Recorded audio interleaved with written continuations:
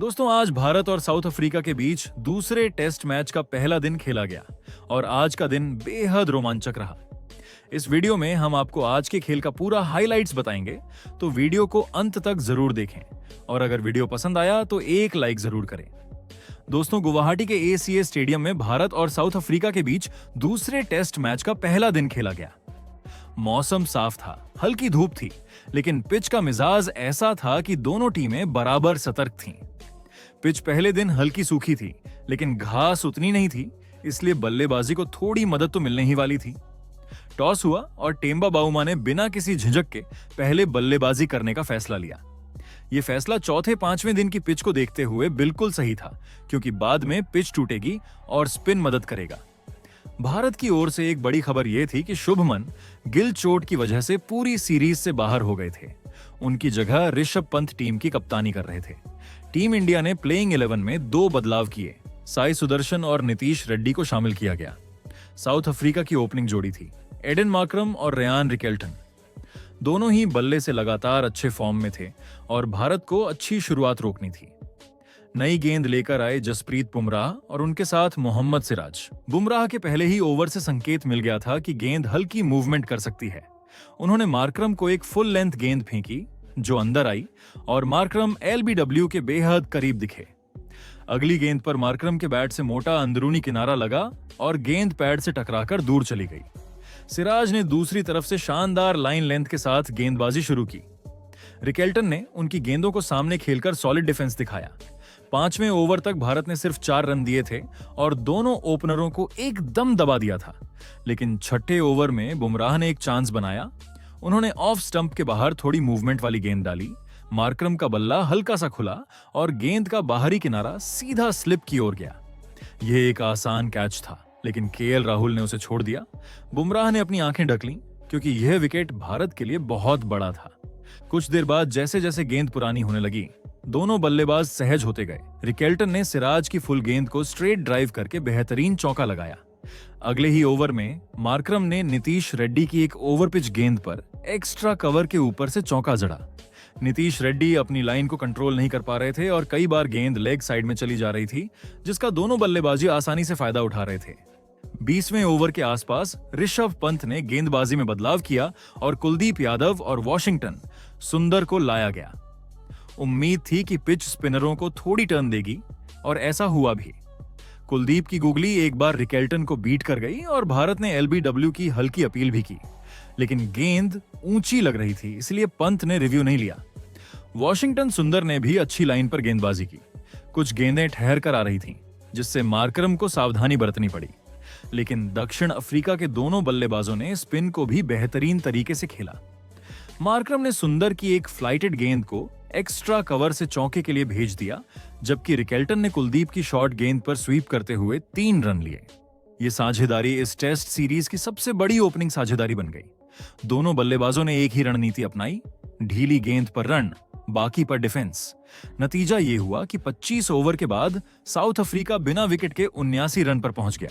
भारत को सिर्फ एक मौका मिला था, मार्करम का कैच, लेकिन वह चूक चुका था।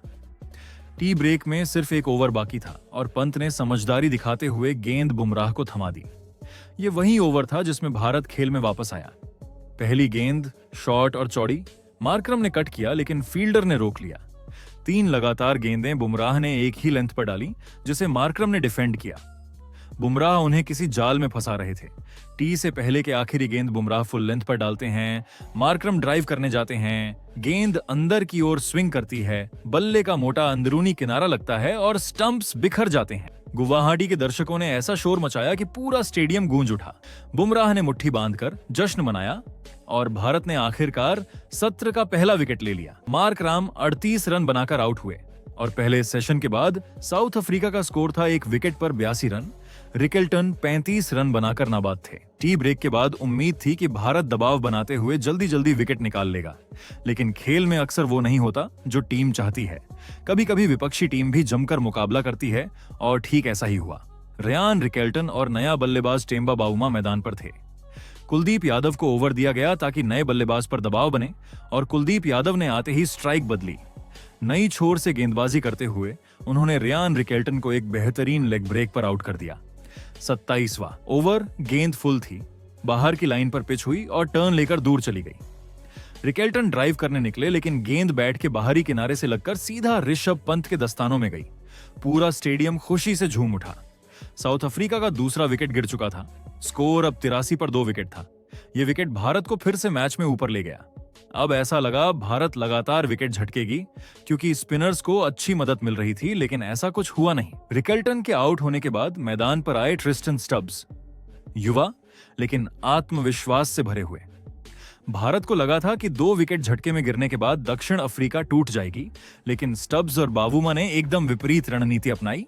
उन्होंने शुरू से धैर्य के साथ खेलना शुरू किया। कुलदीप अपने बेहतरीन स्पेल पर थे। अगले ही ओवर में उन्होंने बावुमा को शॉर्ट लेग और स्लिप के बीच फंसाने की कोशिश की।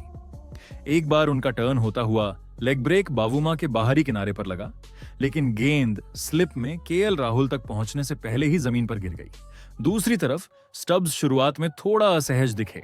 उन्होंने बुमराह के बाउंसर, सुंदर की घूमती गेंदें और कुलदीप की फ्लाइटेड गेंदों को सिर्फ डिफेंस से खेलना चुना, लेकिन धीरे धीरे दोनों बल्लेबाजों ने इंडियन अटैक को समझ लिया और हर गेंद को उसकी मेरिट पर खेलने लगे।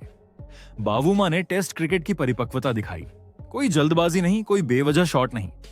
बुमराह और सिराज की गेंदों को पूरे ध्यान से खेलना, वहीं स्पिनरों के खिलाफ सिर्फ वो शॉट चुना जहां गलती की गुंजाइश कम हो। स्टब्स ने शुरुआत में 10 से 12 गेंदें सिर्फ डिफेंस की, लेकिन फिर उन्होंने सिराज को एक ही ओवर में 2 चौके जड़कर टीम के 100 रन पूरे किए। वहीं फिर कुलदीप को एक शानदार छक्का भी मारा। कदम बढ़ाकर गेंद को सीधे लॉन्ग ऑन के ऊपर भेज दिया। ये शॉट मैदान में बैठे साउथ अफ्रीकी समर्थकों के लिए राहत की सांस था। वहीं अगले ओवर में बावुमा ने भी सिराज को 2 चौके जड़े। रविंद्र जडेजा को एक लंबा स्पेल दिया गया। जडेजा ने अपनी classic stump to stump line पर गेंद डालनी शुरू की। उनकी गेंदें कभी बिल्कुल सीधी रहती तो कभी हल्की सी घूम जाती। बावुमा कई बार पैड पर फंसे। एक बार भारत ने रिव्यू भी लिया, लेकिन गेंद लेग साइड पर जा रही थी। डीआरएस ने भारत की उम्मीदें खत्म कर दी। उधर सिराज अपने तेज स्पेल में लगातार शॉर्ट गेंद और गुड लेंथ का मिश्रण डालते हुए बल्लेबाजों की परीक्षा लेते रहे। एक बार उन्होंने बावुमा के हाथ पर शॉर्ट गेंद से चोट भी कर दी। फिजियो मैदान में आया और खेल कुछ देर रुका, लेकिन बावुमा डटे रहे। बुमराह अपने दूसरे स्पेल में भी खतरनाक लगे। उन्होंने स्टब्स को एक तेज फुल टॉस मारी जो अंदर आकर पैड पर लगी, लेकिन एंगल के कारण एलबीडब्ल्यू नहीं दिया गया। अगले ही गेंद पर स्टब्स ने बुमराह की शॉर्ट गेंद को पुल करके चौका जड़ दिया। इस बीच दोनों बल्लेबाजों विकेट गिरने नहीं दे रहे थे। धीरे धीरे रन भी आते गए और भारत दबाव बनाने में नाकाम रहा। बावुमा और स्टब्स की साझेदारी स्थिर थी। दोनों खिलाड़ियों ने अच्छे से रन लिए, लेकिन जोखिम नहीं उठाया। बावुमा ने सिराज को 2 लगातार चौके मारे, एक पुल शॉट, फिर अगली गेंद पर पॉइंट के ऊपर से चौका। भारतीय गेंदबाज थोड़े निराश होने लगे थे।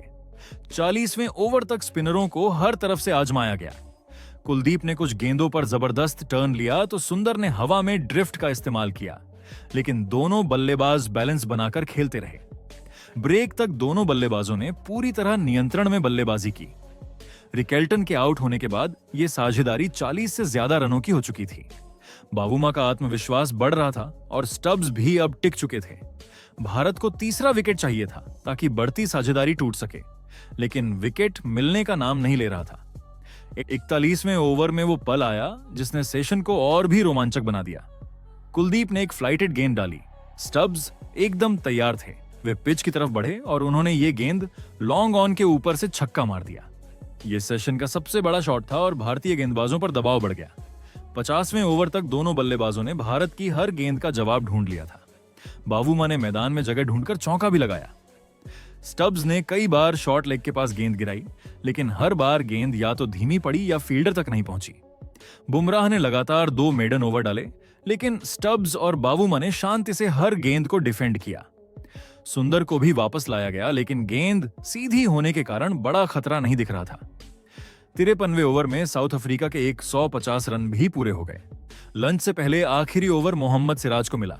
उन्होंने बावुमा और स्टब्स दोनों को परेशान करने की कोशिश की, लेकिन दोनों बल्लेबाज सेट थे। आखिरी गेंद पर सिराज ने पैड पर आती गेंद डाली, जिसे स्टब्स ने आसानी से फ्लिक कर दिया। गेंद स्क्वायर लेग की ओर गई और 1 रन मिला। इसी के साथ लंच घोषित हुआ। लंच तक साउथ अफ्रीका का स्कोर था 2 विकेट पर 156 रन। टेम्बा बावुमा 36 और ट्रिस्टन स्टब्स 32 रन बनाकर नाबाद थे। ये साझेदारी 73 रनों की हो गई थी। भारत ने सेशन की शुरुआत शानदार विकेट के साथ की, लेकिन साउथ अफ्रीका ने आखिरी 2.5 घंटे में शानदार वापसी की। बावुमा और स्टब्स ने धैर्य, समझदारी और तकनीक का बेहतरीन मिश्रण दिखाते हुए भारत की गेंदबाजी को थका दिया। लंच के बाद साउथ अफ्रीका ने अपनी पारी को आगे बढ़ाया। क्रीज पर टेम्बा बावुमा और ट्रिस्टन स्टब्स मौजूद थे, जिन्होंने लंच से पहले भारत को अच्छी तरह रोक कर रखा था।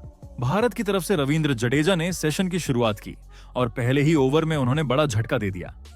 बावुमा, जो 41 रन पर अच्छी लय में थे, उन्होंने जडेजा की फ्लाइटेड गेंद को ऊपर मारने की कोशिश की, लेकिन टाइमिंग सही नहीं रही। गेंद हवा में उठी और यशस्वी जायसवाल ने डाइव लगाकर एक शानदार कैच पकड़ लिया। भारतीय टीम इस विकेट से जोश में आ गई।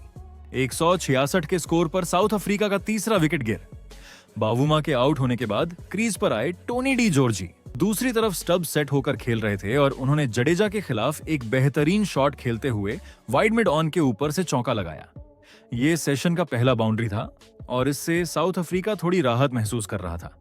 इसके बाद स्टब्स ने बुमराह की एक पिचअप गेंद को कवर के ऊपर से चौका जड़ा और अगले ओवर में जडेजा को कदम बढ़ाकर लॉन्ग ऑफ के ऊपर छक्का मार दिया। स्टब्स अब 49 रन पर पहुंच चुके थे और अपने अर्धशतक की ओर बढ़ रहे थे, लेकिन यही वो समय था जब भारत को सबसे बड़ा मोमेंट मिला। कुलदीप यादव को गेंदबाजी दी गई और उन्होंने आते ही इस सेट साझेदारी को तोड़ दिया। कुलदीप ने एक फ्लाइटेड गेंद ऑफ स्टंप पर डाली। गेंद ने जरा भी टर्न नहीं लिया और सीधी निकल गई। स्टब्स ने डिफेंस खेलना चाहा, लेकिन मोटा किनारा लगा और गेंद केएल राहुल के हाथों में चली गई। स्टब्स 49 पर आउट हुए और अपना अर्धशतक 1 रन से चूक गए। 187 के स्कोर पर साउथ अफ्रीका के 4 विकेट गिर चुके थे। भारत को यह विकेट बहुत जरूरी था। इसके बाद नए बल्लेबाज वेन मुल्डर आए, लेकिन कुलदीप ने उन्हें भी तुरंत दबाव में डाल दिया। अगली गेंदें या तो टर्न ले रही थीं या धीमी पड़ रही थीं। भारत ने चारों तरफ फील्डिंग टाइट कर दी थी। दूसरी ओर मोहम्मद सिराज ने अपनी लाइन लेंथ सख्त रखी। मुल्डर ने सिराज की ऑफ स्टंप बाहर की फुल गेंद को कवर ड्राइव करते हुए चौका जड़ा, फिर अगली गेंद पर एक और खूबसूरत शॉट लगाया। सिराज ने उन्हें शॉर्ट गेंदों से भी परखा, लेकिन मुल्डर धैर्य के साथ खेलते रहे।